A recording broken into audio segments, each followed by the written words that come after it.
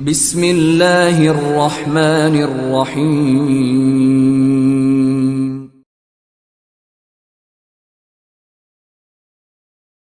بنیاد پر اسلام پھیلا ہے، اسی لیے اعلیٰ حضرت کہتے ہیں حسن یوسف پہ کٹی مصر میں انگشت زنا۔ حسن یوسف پہ کٹی مصر میں انگشت زنا، سر کٹاتے ہیں تیرے نام پر مردان عرب۔ تو اسلام قربانیوں سے، نبی کی محبت کی وجہ سے پھیلا ہے۔ اور ایک مقام پر میں ایک اور صحابی کا تذکرہ کرنا چاہتا ہوں، حضرت ابو عبیدہ ابن جراح رضی اللہ تعالیٰ عنہ، جلیل القدر صحابی ہے، عشرہ مبشرہ میں کتنی محبت تھی رسول اللہ سے۔ سرکار نے کہا تم میں سے اس وقت تک کوئی مومن ہو نہیں سکتا جب تک وہ اپنے ماں باپ سے زیادہ مجھ سے محبت نہ کرے۔ غزوہ احد کے اندر حضرت ابو عبیدہ ابن جراح شامل ہے، اور اسلام کو مٹانے کے لیے مد مقابل میں ان کا باپ جراح آتا ہے۔ یہ حضرت ابو عبیدہ، ان کا باپ جراح، بہت قوی پہلوان، لڑنے میں ماہر، دونوں ہاتھوں سے تلوار چلانا جانتا تھا۔ تلوار کا اس قدر دھنی تھا کہ جو اس کے مقابلے میں جاتا ٹک نہیں پاتا تھا، قتل ہونا یقینی ہوتا اس کا۔ اتنی تیز رفتاری کے ساتھ تلوار چلاتا تھا کہ سامنے والا اس کے تلوار بازی کے ہنر کو دیکھ کے سمجھ ہی نہیں پاتا تھا کہ کب وار کیا، کدھر مارا اور کدھر نکل گیا۔ اتنی پھرتی اور اتنی اس کے اندر تیزی تھی۔ جب وہ میدان میں اترتا ہے مشرکین خوش ہوئے کہ اب جراح میدان میں آیا ہے، اب مسلمانوں کی خیر نہیں۔ اور ان کے گمان کے مطابق وہی ہوا کہ جراح نے پے در پے حملے کرنے شروع کیے، جو صحابی اس کے مقابلے میں آتا شہید ہو جاتا۔ حضرت ابو عبیدہ نے دیکھا کہ میرا باپ جراح میدان میں اترا ہے۔ مشرکین خوش تھے کہ جراح بہادری کے جوہر دکھا رہا ہے، مسلمانوں کو قتل کر رہا ہے۔ حضرت ابو عبیدہ نے دیکھا، ضبط نہ کر سکے، سرکار کی خدمت میں گھوڑا لے کر آتے ہیں، عرض کرتے ہیں اللہ کے نبی میرا باپ جراح میدان میں آیا ہے۔ یا رسول اللہ تلوار کا بہت بڑا دھنی ہے، تلوار چلانے میں ماہر ہے، بہادر ہے، دونوں ہاتھ سے تلوار چلاتا ہے، اور نتیجہ یہ ہے کہ جو اس کے مقابلے میں جائیں گا سرکار مارا جائیں گا، اس کا مقابلہ اتنا آسان نہیں۔ حضور مجھے اجازت دیجئے کہ میں اپنے باپ کے مقابلے میں جاؤں۔ وجہ یہ ہے کہ وہ ہنر جو وہ جانتا ہے وہی ہنر میں بھی جانتا ہوں، کیونکہ استاد میرا باپ ہی ہے، میں نے اسی سے یہ ہنر سیکھا ہے۔ جب میں نے اس سے سیکھا ہے تو اس کی کارڈ میرے ہی پاس ہے۔ سرکار مجھے اجازت دی۔ اللہ کے نبی نے کہا اے ابو عبیدہ تجھے اجازت نہیں، میں نہیں چاہتا کہ آنے والے دور میں تاریخ یہ لکھے کہ محمد ایک ایسا دین لایا جس نے باپ اور بیٹے کو مد مقابل کھڑا کر دیا۔ میں یہ الزام اپنے سر لینا نہیں چاہتا۔ اے ابو عبیدہ تیرے باپ کے لیے بہت سارے صحابہ کافی ہے، تو فکر نہ کر، تیرا باپ زندہ نہیں رہ پائیں گا، کوئی نہ کوئی سے ضرور قتل کر دیں گا، لیکن میں تجھے اجازت نہیں دیتا۔ سرکار نے اجازت نہیں دی۔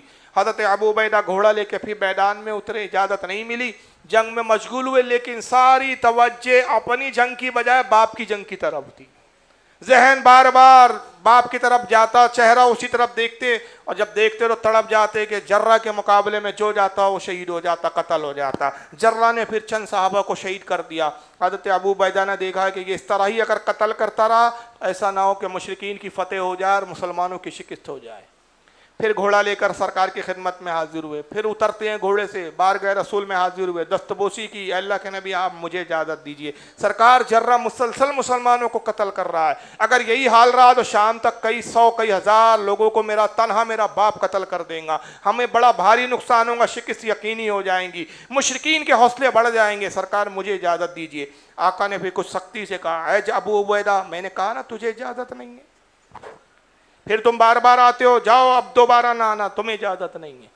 پھر حضرت ابو عبیدہ چلے گئے، میدان میں آئے، پھر دوسری بار بھی وہی کیفیت تھی، بار بار باپ کی طرف ہی ذہن جاتا ہے، بار بار باپ ہی کو دیکھتے ہیں۔ پھر دیکھتے ہیں کہ چند صحابہ کو جراح نے قتل کیا، پھر ضبط نہ ہوا، پھر برداشت نہ ہوا، پھر حضور کی بارگاہ میں تیسری مرتبہ آتے ہیں، پھر اجازت طلب کرتے ہیں۔ تو اس بار تیسری بار سرکار نے بڑے سخت لہجے میں کہا کہ ابو عبیدہ تمہارے سمجھ میں نہیں آتا کہ میں کیا چاہتا ہوں؟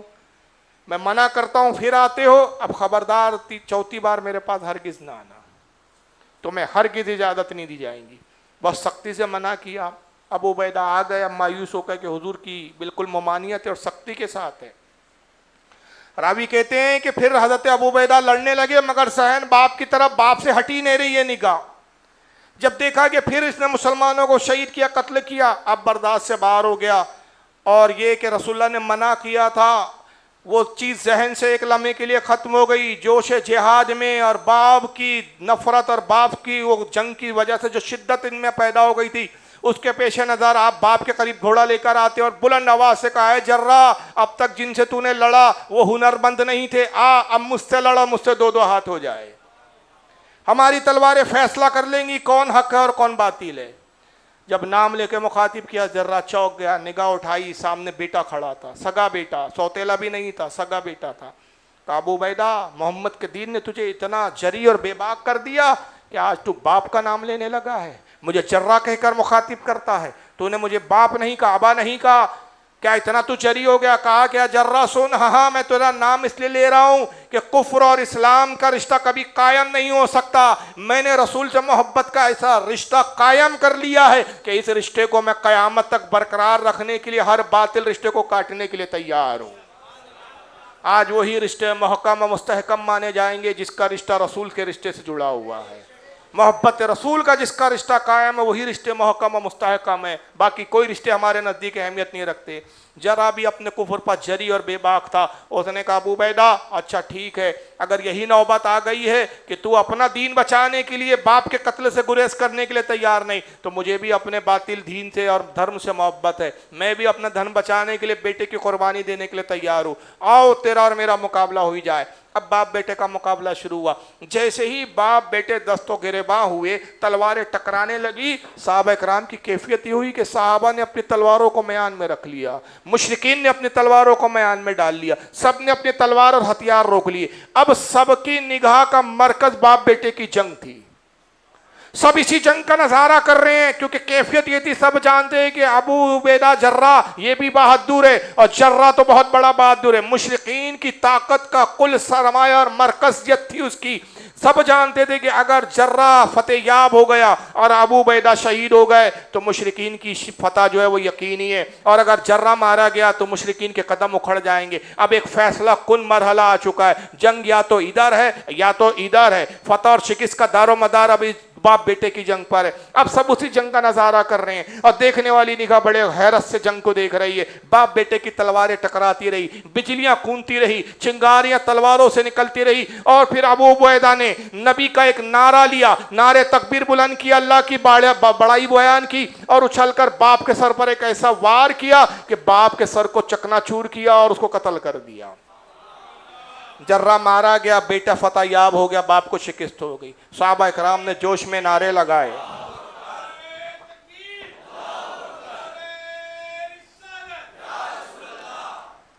صحابہ کرام نے جوش میں نعرے لگائے، خوشی و مسرت کا اظہار کیا. مگر ایک نگاہ ابو عبیدہ جرہ کو دیکھ رہی تھی کہ جرہ پر کیا کیفیت ہے. کیا ابو عبیدہ جرہ بھی خوش ہے باپ کے قتل کے بعد؟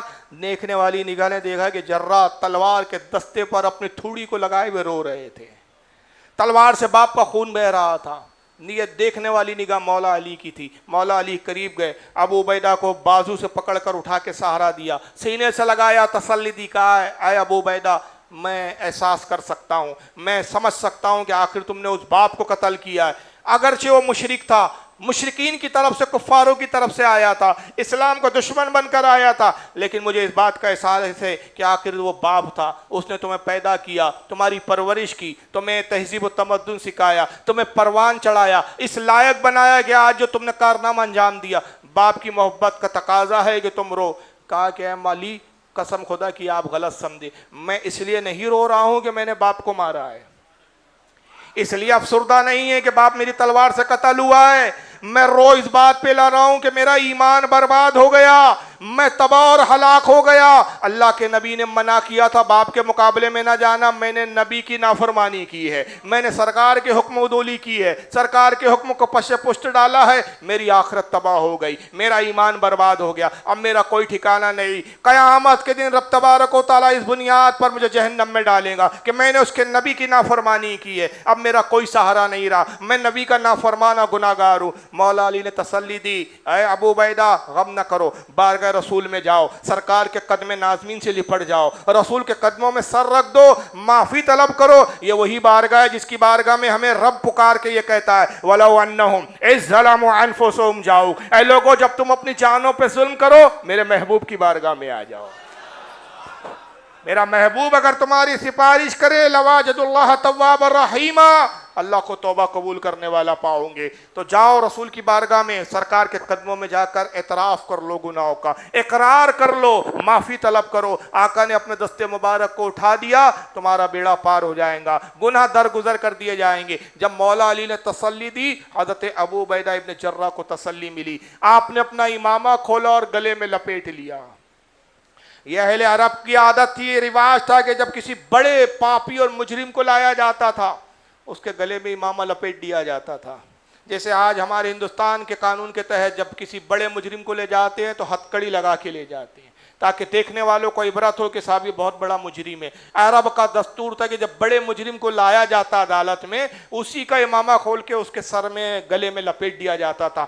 آپ نے خود اپنے امامے کو لیا، گلے میں لپیٹا اور اس کے ایک سرے کو اپنے ہاتھ میں پکڑ لیا اور اسی کو کھینچتے ہوئے اس عالم میں جا رہے، گویا خود ہی مجرم ہے اور خود ہی پولیس کا آپ فریضہ انجام دے رہے اور اپنے مجرمانہ وجود کو بارگاہ رسالت تک پیش کر رہے ہیں۔ حضور کی خدمت میں گئے اور جانے کے بعد سرکار کے قدموں سے لپٹ گئے، رونے لگے، آنسوں کے دھارے بہنے لگے۔ نبی کریم کے جو ہے پائے اقدس پر آنسو گرتے ہیں، یا رسول اللہ میں آپ کا مجرم ہوں، سرکار میں نے جرم کیا ہے، میں مجرم ہوں آقا، مجھے ساتھ لے لو کہ رستے میں ہیں جا بجا تھانے والے۔ اے اللہ کے نبی مجھ سے جرم ہو گیا ہے۔ آیا ابو عبیدہ کیا جرم ہوا تجھ سے؟ کس جرم کے لیے آیا ہے؟ کس کی معافی طلب کر رہا ہے؟ اللہ کے نبی آپ نے منع کیا تھا کہ باپ کے مقابلے میں نہ جانا۔ سرکار میں باپ کے مقابلے میں گیا، میں نے جنگ بھی کیا اور جرہ کو قتل بھی کر دیا، میرا ایمان تباہ ہو گیا سرکار، میرا ایمان برباد ہو گیا، میرا اسلام ختم ہو گیا، میں تباہ و برباد ہو گیا، میں ہلاک ہو گیا۔ اللہ کے نبی میں مجرم ہوں سرکار، میں اپنے جرم کا اقرار کرتا ہوں، اپنی نافرمانیوں کا اقرار کرتا ہوں۔ سرکار نے مسکرایا، ان کے ہاتھوں اور بازو کو پکڑ کے اٹھایا، سینے سے لگایا، کہا ابو عبیدہ میری ممانعت ایک حکمت کے تحت تھی، باخدا اللہ اور اس کا رسول تم سے راضی ہے، تم غم نہ کرو، اللہ رسول تم سے راضی ہے۔ میری تو ممانعت کی وجہ ایک حکمت کی بنیاد بھی تھی، یہ نہیں کہ میں اس قتل کو پسند نہیں کرتا تھا۔ جاؤ اللہ رسول تم سے راضی ہوئے اور تمہیں بشارت دیتے کہ تمہارے گناہوں کو درگزر کر دیا گیا ہے۔ جیسے ہی بشارت کا یہ فرمان بارگاہ رسالت سے جاری ہوا، ابو عبیدہ ابن جراح خوشی کے مارے اچھل کر گھوڑے پہ بیٹھے، اب بڑے جوش کے ساتھ میدان جہاد کی طرف گئے کہ اب میں مجرم نہیں ہوں، اب میں پاپی نہیں ہوں، میں بخشوا ہوں، نجات یافتہ ہوں۔ آقا ابو عبیدہ ابن جراح کی اس جرأت کو دیکھ کر، اس شہانہ انداز کو دیکھ کر مسکراتے اور صحابہ کو مخاطب کر کے کہتے، اے لوگوں دیکھا یہ ابو عبیدہ جس نے میری محبت کی خاطر اپنے باپ کو بھی قتل کر دیا ہے، جس کو زمین پر چلتا پھرتا جنتی دیکھنا ہو وہ ابو عبیدہ ابن جراح کو دیکھ لیا کرے۔ اور بعد میں پھر عشرہ مبشرہ میں شامل ہوئے ہیں۔ یہ تو جنت کے حقدار اتنی آسانی سے نہیں ہوئے ہیں یہ لوگ، یہ محبت رسول کے تقاضے تھے انہوں نے جن چیزوں نے انہیں رسول اللہ سے اتنا قریب کر دیا ہے۔ اور اس معاملے میں صرف صحابہ ہی نہیں، ایک خاتون کا تو واقعہ میں بیان کر چکا جو اپنے بچے کو قربان کرنے کے لیے بارگاہ رسالت میں حاضر کرتی ہے۔ ایسی خواتین کے کتنے واقعات آپ کو تاریخ میں ملیں گی کہ جنہوں نے اپنے بیٹوں کو رسول اللہ کی بارگاہ میں، حضرت ام عمارہ کا ایک تاریخی کردار ہے، جنہوں نے اپنے بیٹوں کو بھی اسلام کی خاطر قربان کیا، شوہر کو قربان کیا، اور جب بیٹے اور شوہر خود قربان ہو گئے، خود تلوار لے کے میدان جہاد میں اتر پڑتی ہے اور اس کے بعد لڑتی ہے حضرت ام عمارہ، یہاں تک لڑتی رہی کہ اتنی زخمی ہوئی، اتنے تیر سینے میں پیوست ہو گئے کہ اب چلنا بھی دوبار ہو گیا، زمین پر گر پڑی۔ کچھ صحابہ گئے، ضعیف العمر بڑھیا تھی، ضعیفہ تھی، ضعف کے عالم میں اس نے جہاد کیا۔ جب لوگوں نے پوچھا ہے ام عمارہ تمہاری آخری خواہش؟ کہا صرف ایک خواہش ہے، میں چل نہیں سکتی، اٹھ نہیں سکتی، اے میرے بچوں مجھے اٹھاؤ اور رسول کے پاس لے جاؤ، میں اپنی آخری سانسیں محمد کے قدموں میں گزارنا چاہتی ہوں، میرا دم نکلے تو رسول اللہ کے قدموں میں نکلے۔ صحابہ کرام اٹھا کر لے کر پہنچتے ہیں اور حضور کے قدموں میں جب رکھ دیا، اسی عالم میں ام عمارہ کا انتقال ہوا۔ عرض کرتی یا رسول اللہ آپ مجھ سے راضی ہے یا نہیں؟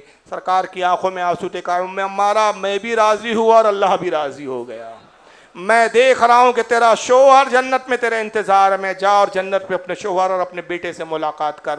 آنکھیں بند ہوتی ہے اور روح پرواز ہوتی ہے۔ ایسی ایسی تاریخ کے واقعات ملتے ہیں کہ بچے قربان کیے خواتین نے، اپنی جانوں کو قربان کر دیے. حضرت ایک ام حرام کر کے ایک صحابی ہے، کس کے واقعات میں بتاؤں، ایک لمبا ہے اور ایک حضرت ایک بچے صحابی ہے، بہت سارے واقعات ہیں لیکن وقت کا اتنا تقاضا نہیں ہے. بس ایک خاتون کا میں ذکر کرتا ہوں، ابو سفیان کی بیٹی ہے ام حبیبہ رضی اللہ تعالیٰ عنہ، ام المومنین، نبی کے نکاح میں ہے، امیر معاویہ کی بہن ہے. یہ مدینہ آ گئی رسول اللہ کے ساتھ ہجرت کر کے. ابو سفیان باپ کفر کی حالت میں، بیٹی ایمان لا چکی ہے، نبی کی زوجیت میں ام المومنین کے خطاب سے سرفراز ہوئی ہے. صلح حدیبیہ کے بعد جب معاہدہ ختم ہونے پر آیا، کچھ سال کا معاہدہ تھا، ابو سفیان نے چاہا کہ اس معاہدے کو بڑھا دیا جائے. وجہ یہ تھی کہ مسلمان مضبوط ہو گئے تھے. ابو سفیان کو اندیشہ تھا کہ اگر مسلمانوں نے مکے پہ حملہ کر دیا ہم مسلمانوں کا مقابلہ نہیں کر پائیں گے، لہٰذا بہتر ہے کہ اس معاہدے کو بڑھا دیا جائے. معاہدہ بڑھانے کی نیت سے ابو سفیان مدینے میں آتے ہیں. سرکار کسی ضروری کام سے مدینے سے باہر تشریف لے گئے ہوئے تھے. ابو سفیان کی ملاقات رسول اللہ سے نہیں ہوئی. خیال کیا کہ جب تک رسول آتے ہیں چلو بیٹی سے ہی ملاتے ہیں، اب آئے ہیں مدینے میں تو بیٹی سے ہی ملاقات کر لیں. پوچھا بھائی ام حبیبہ میری بیٹی کا حجرہ کون سا ہے؟ صحابہ نے بتا دیا یہی آپ کی بیٹی کا حجرہ ہے.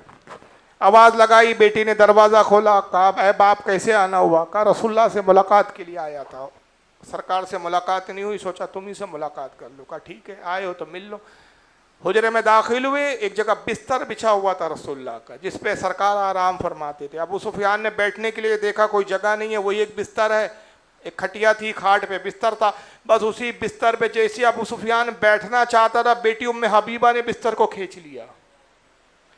سردار تھا ابو سفیان، کوئی معمولی شخص تو نہیں تھا. آپ تصور کرو ایک عزت دار آدمی ہو، آپ اپنے گھر پہ بلائیں، صوفے کی طرف اشارہ کریں اور جب وہ صوفے پہ بیٹھنے لگے تو آپ صوفہ ہی ہٹا دیں، وہ ٹکیں گا آدمی؟ کتنی بڑی بے عزتی محسوس کریں گا. وہی ہوا، ابو سفیان سردار تھا، غصے میں آیا، کہا بیٹی یہ کیا حرکت ہے؟ کیا تو یہ سمجھتی ہے کہ یہ بستر میرے لائق نہیں؟ کہا نہیں تو اس بستر کے لائق نہیں، یہ کسی معمولی ذات کا بستر نہیں، یہ رسول اللہ کا بستر اقدس ہے اور میں گوارا نہیں کرتی کہ ایک ناپاک جسم مشرک اس کے اوپر بیٹھے. باپ اور بیٹی کے رشتے نہیں دیکھے گئے بھائی صاحب، یہ خواتین کا عالم تھا. حضرت معاذ کر کے ایک صحابی ہے، معاذ ہے غالباً، چھوٹے صحابی تھے، ان کے والد غزوہ بدر احد میں شہید ہو گئے. 8 سال کی عمر تھی حضرت معاذ کی. ایک معاذ وہ ہے جو دوسرے جنہوں نے بشری اعتبار سے گناہ سرزد ہو گیا تھا، سرکار نے، ہاں حضرت اعلیٰ، معاذ نہیں ہے معاف کرنا، اعلیٰ، حضرت اعلیٰ عین سے، یہ صحابی ہے، کم سن صحابی، 8 سال کی عمر تھی ان کی. والد کا انتقال ہو گیا صاحب، غزوہ احد میں شہید ہو گئے. جس وقت شہید ہوئے یہ کچھ 6-7 سال کے کچھ تھے، یعنی چھوٹے ہی تھے اس وقت. اپنی ماں سے ہمیشہ پوچھتے کہ ہمارے ابو کہاں ہیں؟ ماں کہتی بیٹا تمہارے والد شہید ہو گئے. بڑی نیک پارسا ایک لوتا بیٹے تھے حضرت اعلیٰ. یہاں تک کہ ایک مرتبہ عید کا دن تھا، دیکھا کہ سارے بچے اپنے باپ کے ساتھ، اپنے والدین کے ساتھ، والد کے ساتھ عیدگاہ جا رہے ہیں، میرا تو کوئی والد نہیں ہے، تنہا ہو، رونے لگے. مشہور واقعہ آپ نے سنا ہوگا. روتے ہوئے حضور کے حجرے کے پاس گئے اور باہر بیٹھ کے حضور کے حجرے اقدس کی دیوار سے ٹیک لگا کے رونے لگے. اس وقت سرکار کی بارگاہ میں حضرت علی موجود تھے.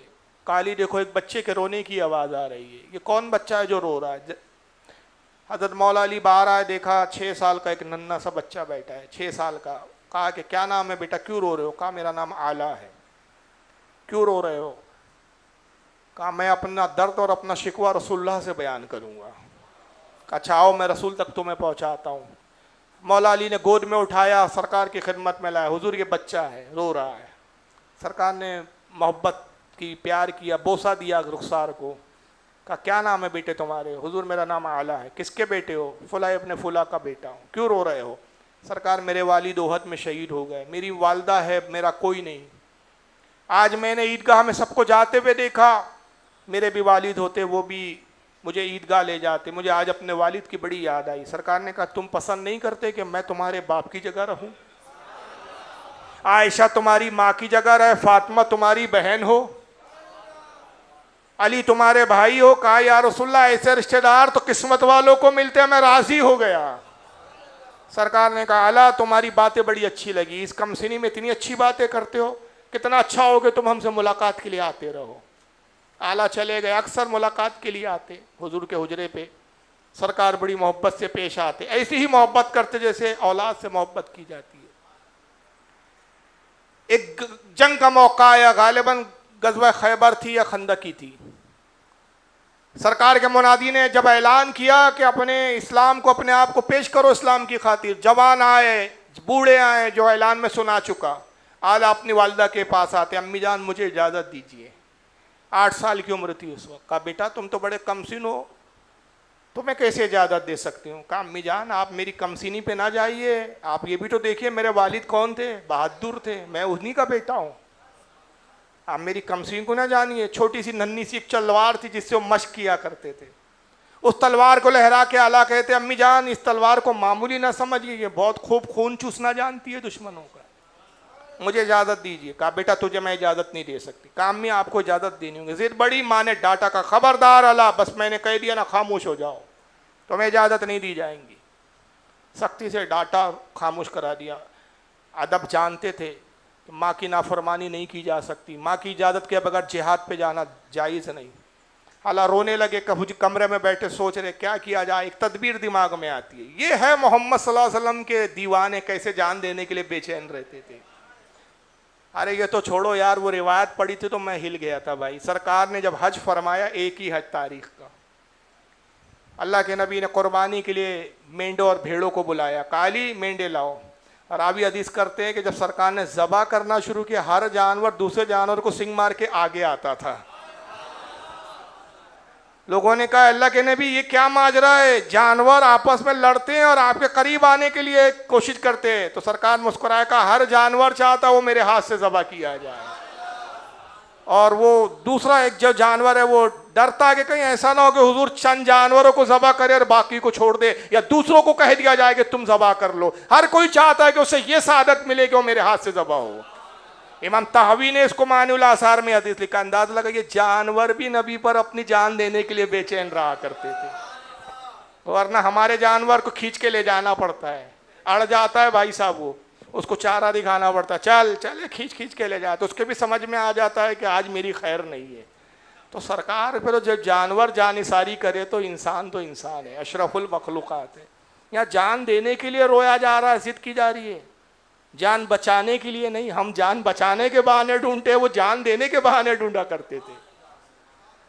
رونے لگے۔ اچانک ایک تدبیر آئی حضرت اعلیٰ کے ذہن میں، دوڑتے ہوئے گئے حضرت عمر کی، ابو بکر کی خدمت میں، کہا ابو بکر آپ رسول اللہ کے رفیق غار ہے، میری ماں نے جہاد پہ جانے سے انکار کر دیا، میں چاہتا ہوں آپ چلیے میری والدہ کو سمجھائیے، وہ آپ کی بات نہیں ٹالیں گی۔ ابو بکر نے کہا بیٹا ٹھیک تو کہتی ہے تمہاری ماں، تمہاری عمر ہے کتنی، کتنے سال کے ہو تم؟ بڑا سینہ پھلا کے کہا 8 سال کا ہوں۔ کہا بیٹا بہت کم عمر ہے، مجھے لگتا ہے کہ رسول اللہ بھی تمہیں اجازت نہیں دیں گے۔ کہا حضور سے اجازت لینا وہ میرا کام ہے، آپ تو ماں سے اجازت دلوا دیجئے۔ کہا اچھا چلو تم ضد کرتے ہیں تو میں بات کرتا ہوں۔ آئے، دروازے کے باہر سے آواز دی، اے ام اعلیٰ تم پر سلامتی ہو، میں ابو بکر۔ کہا آپ پر بھی سلامتی ہو اے رسول اللہ کے جانثار، کیسے زحمت فرمائی؟ میں اعلیٰ کے لیے جہاد پہ لے جانے کے لیے اجازت طلب کرنے آیا ہوں۔ اندر سے اعلیٰ کی والدہ کی آواز آتی ہے، اللہ کے واسطے مجھ پہ رحم کیجیے ابو بکر، آپ اتنے ضعیف العمر، میں معمر صحابی ہے، آپ نہیں سمجھتے کہ میرا ایک لوتا بیٹا ہے، 8 سال کا ہے، آپ جانتے جنگ کا انجام کیا ہوگا؟ 8 سال کا بچہ بھی کوئی مقابلہ کرتا ہے؟ سوائے شہید اور قتل ہونے کے کیا کر سکتا ہے؟ لہٰذا آپ مجھ پہ رحم کریں، میں بیوہ تو ہوں کہ آپ ایک بچے کی ماں بھی رہنا نہیں دینا چاہتے آپ۔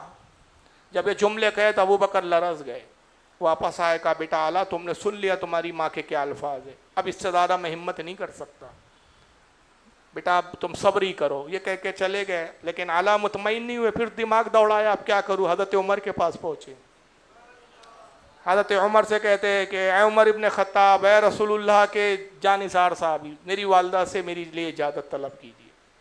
حضرت عمر نے بھی وہی سب کہا، تم چھوٹے ہو لیکن ضد کی، کہا اچھا چلو تم ضد کرتے ہو، میں چلتا ہوں۔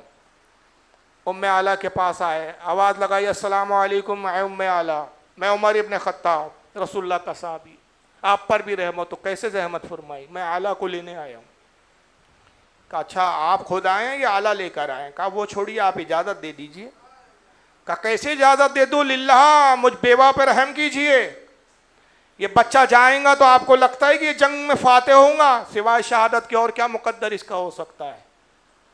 اس چھوٹے سے بچے پر دشمن کس طرح حاوی ہوں گا آپ خود سمجھ سکتے ہیں. آپ اتنے سمجھدار ہو کہ ایسی جرأت کیے کہ آپ میرے بچے کے لیے اجازت طلب کرنے آ گئے. آپ نے خود سوچنا چاہیے تھا. جب یہ جملے کہتا حضرت عمر بھی شرمندہ ہو گئے. کہا اللہ آپ کی والدہ صحیح کہتی ہے, واپس آ گئے. اللہ نے دیکھ لیا اب کام بننے والا نہیں. ابو بکر سے نہیں مانی امی جان, عمر سے نہیں مانی.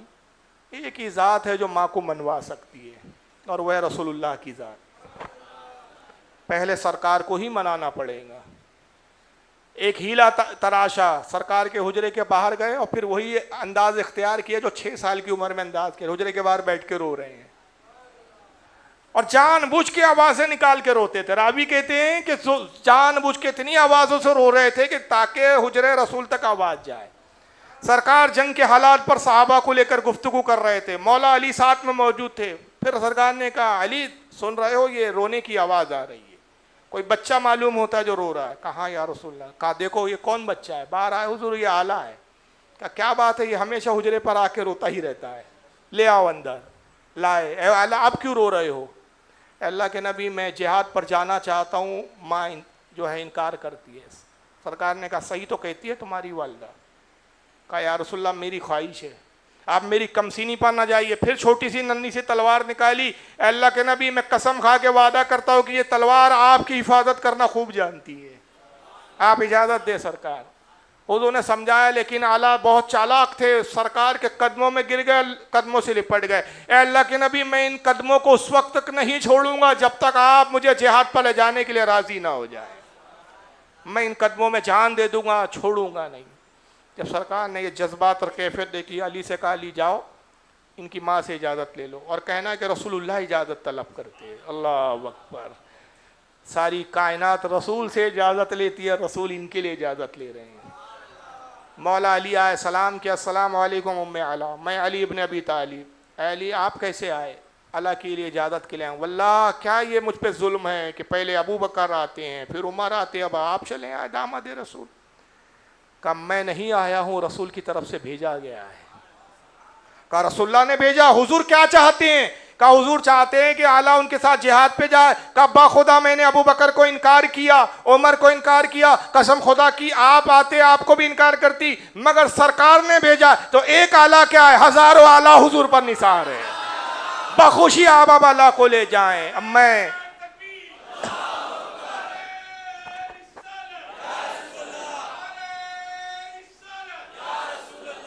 جب سرکار ہی نے حکم دیا ہے تو پھر مجال نہیں ہے. اب تو ہمارا حال یہ ہے کہ سمینا و اطعنا, ہم نے سنا اور اطاعت کی. جائیے آپ اعلیٰ کو لے جائیے. سرکار نے اعلیٰ کو ساتھ لیا, میدان جہاد میں اترے. ایک موقع یہ آیا کہ دشمن حاوی ہوا, جنگ شدید ہوئی اور دشمنوں نے کوشش کی کہ رسول اللہ کو شہید کیا جائے. حضور کی طرف دشمن کی ایک ٹولی ٹوٹ پڑی. اعلیٰ ان اصحاب میں تھے جو رسول اللہ کی حفاظت میں متعین تھے. اعلیٰ نے لڑنا شروع کیا. ننھے سے 8 سال کا بچہ رسول اللہ کی حفاظت کر رہا ہے. دشمنوں نے دیکھا 8 سال کا بچہ بڑی جانبازی سے لڑ رہا ہے, جو سامنے جاتا اعلیٰ کی ننھی تلوار اٹھی اور اس کی گردن تن سے جدا کر دیتی. اعلیٰ نے کئی مشرکین اور کفاروں کو جہنم پہنچایا. دشمن نے دیکھا چاروں طرف سے تیر برسانے لگے, اور جب حضور کی طرف جس طرف سے تیر آتے اعلیٰ اپنے آپ کو حضور کسی پر بنا کے وہ تیر اپنے سینے پہ لے لیتے. کہا جاتا ہے کہ 36 تیر آپ کے سینے میں پیوست ہوئے. ننھے سے شہزادے